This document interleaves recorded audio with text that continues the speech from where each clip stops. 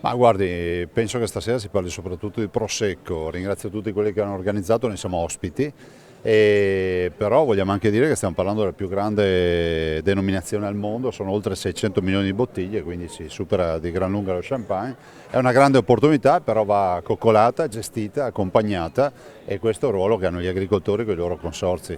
Non si rimandi scelte importanti ad altri perché i produttori tramite i consorzi devono fare la programmazione e decidere come stare e andare sul mercato.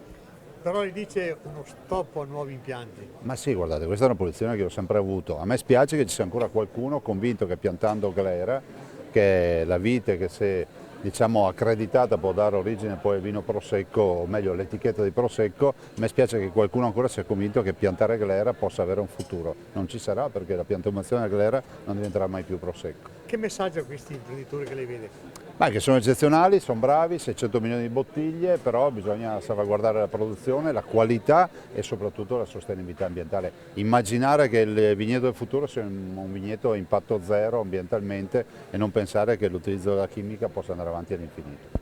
E a proposito di produzione, ultimamente si è parlato di glifosate e a Londra c'è stato il caso dei distributori automatici di Prosecco. Secondo lei l'Italia riuscirà mai a salvaguardare il proprio prodotto da queste invadenze straniere? Ma guardi, i venditori di merce abusiva vendono sempre le cose griffate, non mi risulta che vendano cose anonime, quindi è logico che si tenti di imitare il Prosecco perché è la più grande denominazione al mondo, è un vino che cresce a due cifre per cui a me non sorprende il distributore, ci siamo fatti un sacco di pubblicità, abbiamo chiuso il distributore quindi alla fine è andata a finire bene. Dopodiché il tema della chimica è un tema importante, il glifosato deve essere eliminato, ma non solo da Prosecco, dappertutto, come il resto della chimica, con un percorso di accompagnamento, ma alla fine bisognerà arrivare alla sostenibilità ambientale che è zero, nel senso che non si deve avere chimica nella campagna. E a proposito di territorio UNESCO, quali saranno le prossime tappe principali? E intanto domani ci sarà la prima riunione della fondazione, la prima riunione ufficiale, si andrà verso ovviamente la redazione immagino da parte del Presidente Montedoro e di tutto il CDA della fondazione si andrà verso, dell'associazione scusi, si andrà verso la redazione di un piano industriale e quindi una sorta di piano di gestione di quello che è il sito UNESCO. Questo ci chiede UNESCO e noi dobbiamo redigere un piano di gestione che sia degno di questo nome. E per quanto riguarda sempre i prezzi, è sorta la disputa per glifosate sì, glifosate no. Secondo lei andrà a influire anche questa disputa sul mercato? No, guardi, noi siamo per un settore sempre più sostenibile e sempre con minor uso delle sostanze fitoiatriche. È chiaro che il diserbo che si può essere fatto nei vigneti può essere fatto meccanicamente con altri sistemi, quindi il glifosato lasciamolo a altri. Noi pensiamo a dire al mondo e ai consumatori che il nostro vino e il nostro vigneto è sempre un prodotto sempre migliore e sempre lontano più dalla chimica.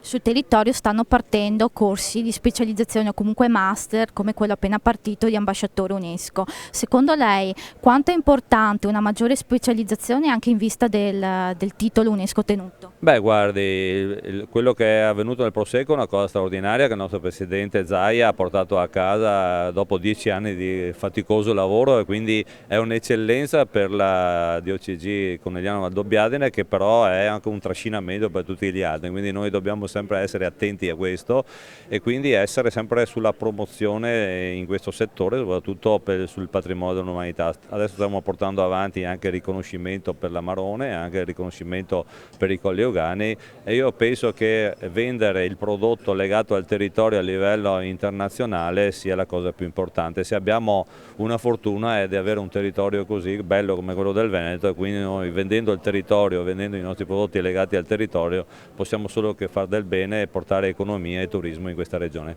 C'è in corso il tema dei prezzi e del mercato delle uve. I consorzi quanto possono e soprattutto cosa possono fare per aiutare i produttori in questo senso?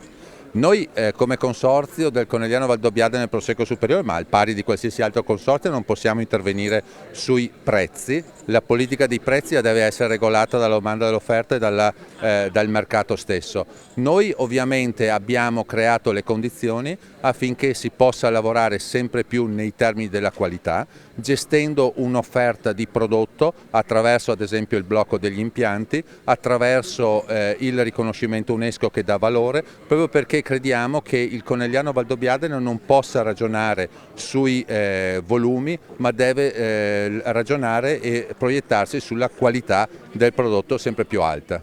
Buonasera Sindaco, un convegno che vede una grandissima partecipazione. Attendavate tutta questa gente? Ma per noi è sempre una bella sorpresa vedere ogni anno una presenza così numerosa e sempre maggiore. Già gli ultimi anni abbiamo sempre visto una presenza importante, confidavamo anche quest'anno in una presenza ugualmente importante e questa serata ne è la dimostrazione. Un convegno tecnico, un convegno pratico. Secondo lei quanto è importante che sul territorio vengano sponsorizzati eventi di questo tipo e secondo lei ne servono di più? Ma sicuramente è importante sponsorizzare eventi di questo tipo nel territorio perché sono eventi che parlano e approfondiscono i temi del territorio, quindi finché c'è l'opportunità di farlo è bene continuare ad approfondirli. Sicuramente sono tanti i temi del territorio che devono essere approfonditi e che meritano approfondimento. Questo sicuramente è uno di quelli più importanti che merita la giusta attenzione. Poi peraltro questo convegno viene calato nell'ambito dell'antica fiera di Godega, quindi quale maggiore contesto per parlare di viticoltura. Rispetto all'edizione passata, quali sono le principali novità di questa fiera del 2020? Questa fiera del 2020 si ripropone con gli stessi standard dello scorso anno, quindi con le novità apportate 2 edizioni fa dell'abolizione del biglietto d'ingresso, che è stata sicuramente una scelta vincente.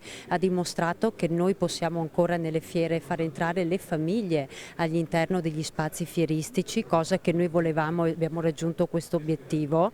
Quest'anno riproponiamo lo stesso schema, abbiamo una novità importante che è quella del padiglione del turismo sostenibile in Veneto, dato che quest'anno il Veneto ha avuto un importante riconoscimento UNESCO delle colline di Conegliano Valdobbiadene e comunque è un territorio che può dare tanto a livello locale e turistico, era giusto dare la doverosa visibilità.